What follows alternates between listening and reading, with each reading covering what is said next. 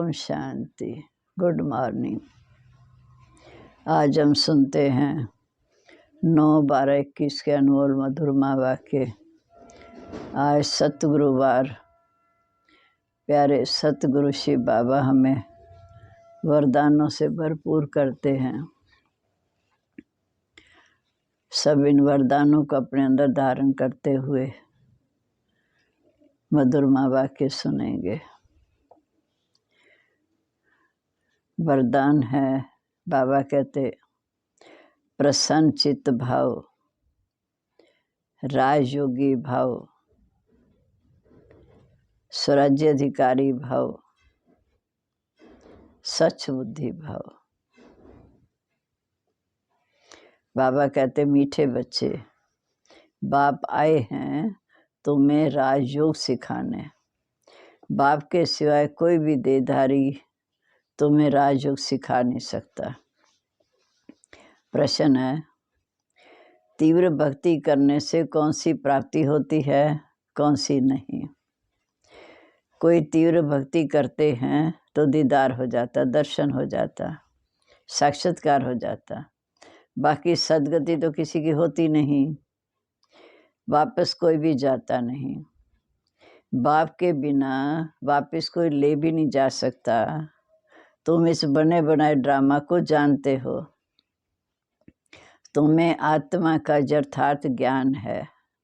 आत्माएं स्वर्गवासी, आत्माएं नरकवासी बनती है। ओम शांति। रूहानी बच्चों प्रित, रूहानी बाप ने ओम शांति का अर्थ भी समझाया है। ओम को अहम अर्थात मैं भी कहा जाता है। मैं आत्मा, मेरा शरीर, दो चीज़ें हैं। ये आत्मा ने कहा ओम शांति, अर्थात मैं आत्मा शांत स्वरूप हूँ। ये आत्मा ने कहा ओम शांति, अर्थात मैं आत्मा शांत स्वरूप हूँ। मेरा स्वधर्म शांति है। आत्मा का निवास स्थान है शांति धाम, अर्थात परम धाम। वह है निराकारी दुनिया, ये है साकारी मनुष्य आत्माओं की दुनिया। मनुष्य में आत्मा है। ये शरीर 5 तत्वों का बना हुआ है। आत्मा विनाशी है, वह कभी मरती नहीं। अब आत्मा का बाप कौन? शरीर का बाप तो हर एक का अपना अपना है। बाकी सभी आत्माओं का बाप एक ही है, परमपिता परमात्मा। उनका असली नाम शिव। पहले कहते हैं शिव परमात्मा नमः, फिर कहेंगे ब्रह्मा देवताय नमः, विष्णु देवताय नमः। उनको भगवान नहीं कह सकते। सबसे ऊंचे तो ऊंचा है निराकार परमात्मा। फिर है सूक्ष्म देवताएं। यहाँ तो सभी मनुष्य हैं। अब प्रश्न उठता है कि आत्मा का रूप क्या है? भारत में शिव की पूजा करते हैं। भारत में शिव की पूजा करते हैं। वह लोग लिंग बनाते हैं, कोई बड़ा बनाते, कोई छोटा। लेकिन आत्मा का रूप जैसे परमात्मा का रूप ज्योति बिंदु है। परमात्मा, उसको मिलाकर परमात्मा कहते हैं। परमात्मा के लिए कोई कहता वह अखंड ज्योति स्वरूप है, कोई कहते ब्रह्म है। अब बाप आकर समझाते हैं कि तुम आत्मा ज्योति बिंदु स्वरूप हो। वैसे मेरा रूप भी बिंदी है। जब रुद्र की पूजा करते हैं तो उसमें लिंग बनाते हैं। शिव का बड़ा लिंग, बाकी शालिग्राम छोटे छोटे बनाते हैं। कोई भी मनुष्य को न आत्मा का न परमात्मा का रियलाइजेशन है। सूरत मनुष्य की है, परंतु सीरत विकारी है। इसलिए कहा जाता है रावण संप्रदाय, क्योंकि है ही रावण राज्य। सब कहते भी हैं हमको राम राज्य चाहिए। गीता में भी अक्षर है कौरव संप्रदाय, यादव संप्रदाय, पांडव संप्रदाय। अब तुम बच्चे इस समय राजयोग सीख रहे हो। राजयोग श्री कृष्ण तो सिखा न सके, वो है सतयुग का प्रिंस। उनकी महिमा है कि वह सर्वगुण संपन्न, 16 कला संपूर्ण निर्विकारी मर्यादा पुरुषोत्तम। हर एक का कर्तव्य महिमा अलग अलग है। प्रेसिडेंट का कर्तव्य अपना है, प्राइम मिनिस्टर का कर्तव्य अपना है। अभी ये तो ऊंचा बेहद का बाप है, इनके कर्तव्य को मनुष्य ही जानेंगे ना, जानवर तो नहीं जानेंगे। मनुष्य जब तमो प्रधान बन जाते हैं तो एक दो को गाली देते। ये है पुरानी दुनिया, कलयुग। विशेष वर्ड कहा जाता, सज्जों को कहा जाता है वाइसलेस वर्ड, निर्विकारी दुनिया। आत्मा नारगंस द्वारा कहती है हमको राम राज्य चाहिए। हे पतित पावन बाप आओ, आकर हमें पावन बनाओ, शांति धाम सुख धाम में ले जाओ। तो बाप समझाते हैं ये सुख दुख का खेल बना हुआ है। बाप समझाते हैं ये सुख दुख का खेल बना हुआ है। माया ते हारे हार, माया से जीते जीत। जिसकी पूजा करते हैं उसके ऑक्यूपेशन को बिल्कुल नहीं जानते। इसको कहा जाता है अंधश्रद्धा, अर्थात गुड़ियों की पूजा। जैसे बच्चे गुड़ियाँ बनाकर खेल पाल कर फिर तोड़ देते हैं। शिव परमात्मा नमा कहते, प्रजा मानना ही मनुष्य सृष्टि का, प्रजा मानना ही मनुष्य सृष्टि। शिव है आत्माओं का बाप। सभी को दो बाप हैं, परंतु सभी आत्माओं का बाप एक शिव बाबा है। उसको दुख हरता सुख करता कहा जाता है, कल्याणकारी भी कहते हैं। देवताओं की फिर महिमा गाते हैं, शिव की महिमा गाते हैं कि वह दुख हरता सुख करता है। कल्याणकारी भी कहते हैं, गुणों का भंडार है, सर्वशक्तिवान है। देवताओं की फिर महिमा गाते कि आप सर्वगुण संपन्न, 16 कला संपूर्ण संपूर्ण निर्विकारी हो। हम नीच पापी हैं, हमारे में कोई गुण नहीं, बिल्कुल तुच्छ बुद्धि हैं। देवताएं स्वच्छ बुद्धि थे, हम हैं सब विकारी पतित, इसलिए गुरु करते हैं। गुरु वह जो सबकी सदगति करे। गुरु किया जाता है वानप्रस्थ में, जब बुजुर्ग होते हैं तब गुरु करते हैं। कहते हैं भगवान के पास जाना चाहते हैं। सतयुग में वानप्रस्थ अवस्था कहते नहीं, वहाँ ये मालूम रहता है कि हमको एक शरीर छोड़ दूसरा लेना है। जहाँ मनुष्य गुरु करते हैं मुक्ति में जाने के लिए, परंतु जाता कोई नहीं। ये गुरु लोग सब भक्ति मार्ग के हैं। तो बाप समझाते बाप एक ही है, वही भगवान है। किसी देहधारी को भगवान कैसे कह सकते? देहधारी किसी की सदगति कर नहीं सकता। यहाँ तो सभी को भगवान कहते रहते, साईं बाबा भी भगवान, हम भी भगवान, तुम भी भगवान, पत्थर भीतर सब में भगवान। तो पत्थर बुद्धि ठहरे। तुम भी पहले पत्थर बुद्धि नरकवासी थे, अब तुम हो संगम युगी। महिमा सारी संगम युग की है, क्योंकि संगम युग में हम पुरुषार्थ कर सकते हैं जितना ऊंचा जीवन बनाना चाहें। पुरुषोत्तम मास मनाते हैं, परंतु उसमें कोई उत्तम पुरुष बनते तो नहीं हैं। तुम अभी मनुष्य से देवता कितने उत्तम पुरुष बनते हो, देवताओं की महिमा कितनी ऊंची है। बाप कहते मैं कलयुग के संगम युग भारत को पुरुषोत्तम बनाने आया, अर्थात मनुष्य से देवता बनाने आया हूँ। तो ये भी बच्चों को समझाया कि जैसे आत्मा बिंदी है वैसे परमात्मा भी बिंदी है। कहते हैं भ्रिकुटी के बीच में चमकता अजब सितारा। आत्मा सूक्ष्म है, उनको बुद्धि से जाना जाता है, इन आँखों से देखा नहीं जा सकता। दिव्य दृष्टि से देख सकते हैं। समझो कोई तीव्र भक्ति करते हैं, उसको दीदार होता, ज्योति बिंदु का साक्षात्कार होता, परंतु उस दीदार से सदगति तो नहीं हो सकती। थोड़ी खुशी मिलेगी लेकिन सदगति तो नहीं हो सकती। सदगति दाता, दुख हरता, सुख करता एक बाप है। ये दुनियावी विकारी है। साक्षात्कार करने से कोई स्वर्ग में नहीं जा सकता, क्योंकि बाप जब तक नहीं आए तब तक हम घर जा नहीं सकते। तो बाप आते हमें पावन बनाकर साथ ले जाते हैं। ये बना बनाया ड्रामा है। कहते हैं बनी बनाई बन रही, अब कुछ बननी नहीं। चिंता ताकि कीजिए जन होनी होए। जो हम बीज बो आए हैं उसका फल हमें खाना है। चिंता तब करें जब कोई नई बात हो, परंतु अर्थ नहीं समझते। आत्मा का भी ज्ञान नहीं।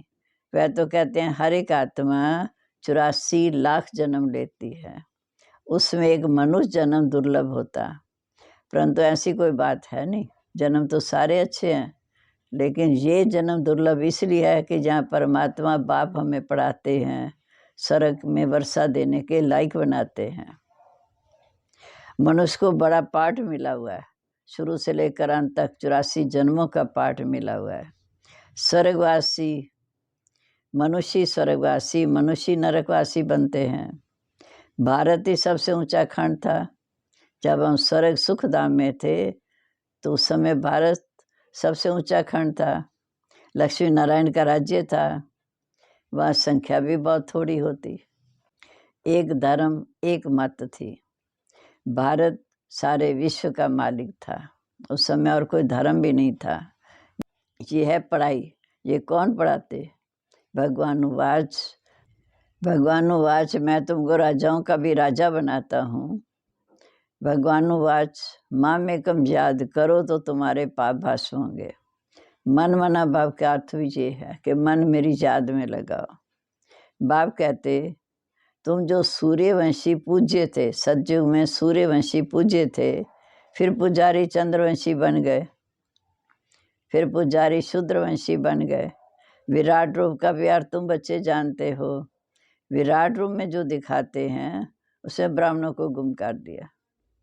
सतयुग त्रेता द्वापर कलयुग दिखाते हैं, लेकिन सबसे ऊंची चोटी ब्राह्मण और बनाने वालों पर शिव बाबा, इनको गुम कर दिया। ब्राह्मण तो बहुत गाए जाते, प्रजापिता ब्रह्मा की संतान है ना। बाप ब्रह्मा द्वारा ही रचना रहते हैं, अडॉप्ट करते हैं। अब तुम ऊंचे ब्राह्मण, तुमको रचने वाला ऊंचे तो ऊंचा स्वयं भगवान है, जो सबका बाप है। ब्रह्म का भी वो बाप, ब्रह्मा का भी वही बाप है। ब्रह्मा भी शिव बाबा को याद करते हैं। बाकी सारी रचना का वो बाप है। रचना हो गई, आत्माएं सब ब्रदर्स। वर्षा सबको बाप से मिलना है, ना कि भाई को भाई से। शिव जयंती भी मनाई जाती है।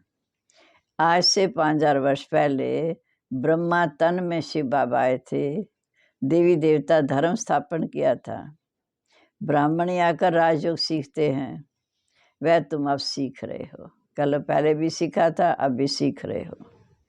भारत पहले शिवालय था, क्योंकि शिव बाबा ने शिवालय स्थापन किया, स्वर्ग की रचना रची, और भारतवासी ही स्वर्ग में राज्य करते थे। अब कहाँ राज्य करते हैं? अब तो पति दुनिया नरक है। ये बातें भी कोई समझते नहीं कि हम नरकवासी हैं। कहते हैं फलाना मरा तो स्वर्गवासी हुआ, तो इसका मतलब नरक में था। बाप कहते मैंने तुम बच्चों को स्वर्गवासी बनाया था, जिसको 5000 वर्ष हुए। पहले तुम बहुत साहूकार थे, सारे विश्व के मालिक थे, तो ऐसा ऊंचा जरूर गाड़ ने बनाया होगा ना। भगवान उवाच मैं तुम्हें राजाओं का भी राजा, विश्व महाराजा विश्व महारानी बनाता हूँ। तो जरूर राजा भी बनेंगे तो प्रजा भी बनेंगे। आधा कल्प है स्वर्ग सुख, आधा कल्प है नरक दुख। अब ब्रह्मा तो एक बार आएगा ना, सारे कलम में ब्रह्मा तो इस समय आएगा। बाप ने सबका बाप है, सबका रूहानी पंडा, वह सभी को वापस ले जाते हैं। वहाँ से फिर मृत्यु लोक में नहीं आएंगे। जब घर चले जाएंगे तो वहाँ से फिर वापस मृत्यु लोक में नहीं आएंगे, आएंगे तो सतयुग में आएंगे। अंधों की लाठी बाप है, सबको रास्ता दिखाने वाला ही बाप है। बाप समझाते बच्चे इस रावण राज्य का विनाश होना है। ये वही महाभारत लड़ाई है जो कल पहले लगी थी। मनुष्य कुछ नहीं समझते। भारतवासी आपे पूज्य आपे पुजारी बनते। इस समय हम पूज्य बन रहे हैं। सतयुग त्रेता में पूज्य हैं, द्वापर कलयुग पुजारी बनते। सीढ़ी उतरते उतरते अंत में वाम मार्ग में चले जाते हैं तो पुजारी बन जाते। पहले हम सब सूर्यवंशी थे, पूज्य थे। फिर 2 कला कम हुए तो चंद्रवंशी हुए। फिर उतरते उतरते द्वापर कलयुग वैश्यवंशी शूद्रवंशी बने। पहले पहले पूजा होती है शिव की, उसको अव्यभिचारी पूजा कहा जाता। भक्ति मार्ग में सबसे पहले सोमनाथ का मंदिर बना, शिव की पूजा, उसे अव्यभिचारी पूजा कहा जाता। अब बाप कहते मीठे बच्चे, एक निराकार बाप को याद करो और कोई भी देहधारी को याद नहीं करना।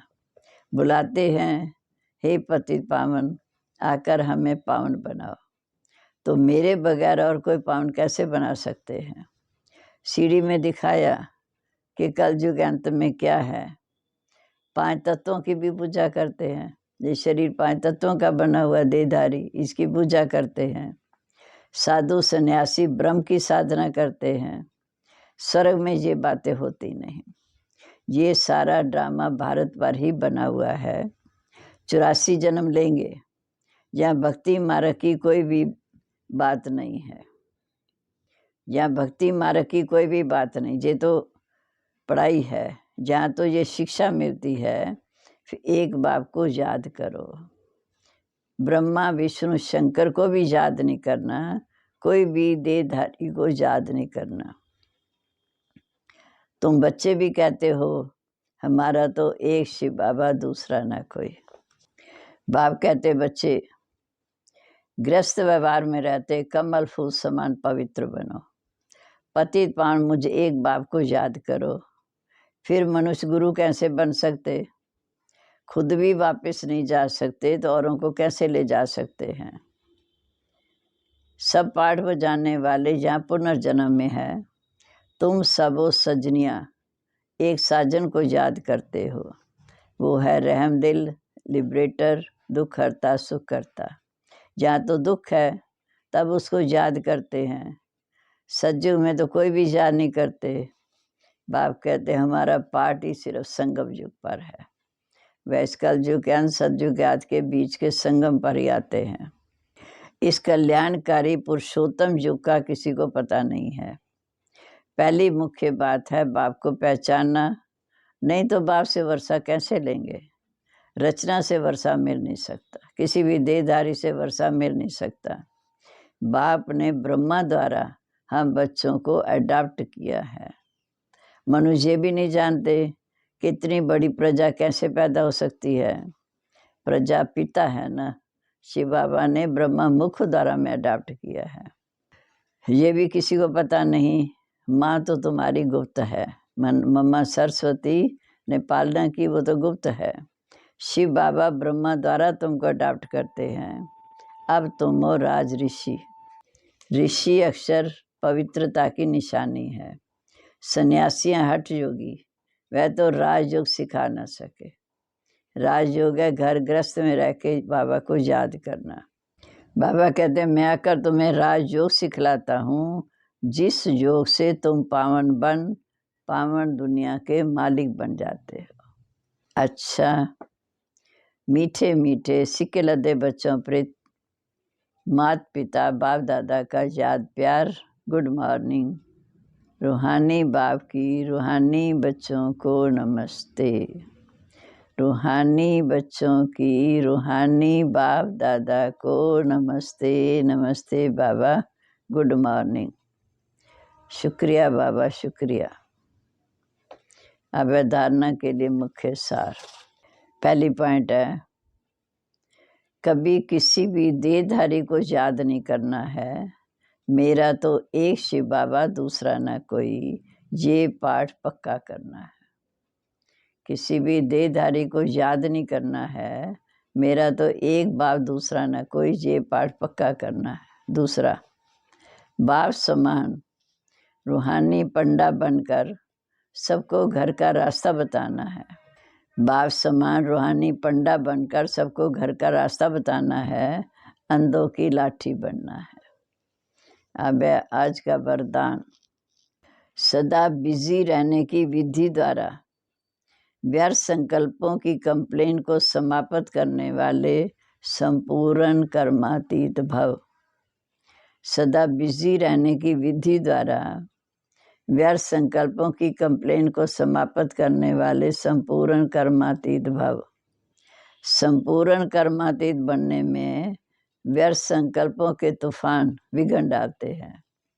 इन व्यर्थ संकल्पों की कंप्लेन को समाप्त करने के लिए अपने मन को हर समय बिजी रखो। ये प्रोग्राम करने का तरीका सीखो। बार बार समर चिंतन करो, व्यर्थ खत्म हो जाए। सारे दिन में मन को कहाँ कहाँ बिजी रखना है, ये प्रोग्राम सेट करो। रोज़ अपने मन को 4 बातों में बिजी कर दो। पहला है बाप से मिलन, रूहान। दूसरा है वर्णन, सेवा करना। तीसरा है मगन। चौथा है लगन। उसके प्यार में इतने मगन हो जाओ और इतना उसको लगन से याद करो। इसमें समय भी सफल होगा और व्यर्थ कंप्लेंट भी समाप्त हो जाएगी। 4 बातें याद करो, मनन, मिलन, रूहान, वर्णन, सर्विस करना, मगन और लगन। अब है स्लोगन, सफलता को परमात्म बर्थ राइट समझने वाले, सफलता को परमात्म बर्थ राइट समझने वाले ही सदा प्रसन्नचित रह सकते हैं। कि ये बाबा का अधिकार, बाबा ने हमें जन्म दिया, सफलता तुम्हारा जन्मसिद्ध अधिकार है। इसलिए कहा सफलता को परमात्म बर्थ राइट समझने वाले ही सदा प्रसन्नचित रह सकते हैं। ओम शांति।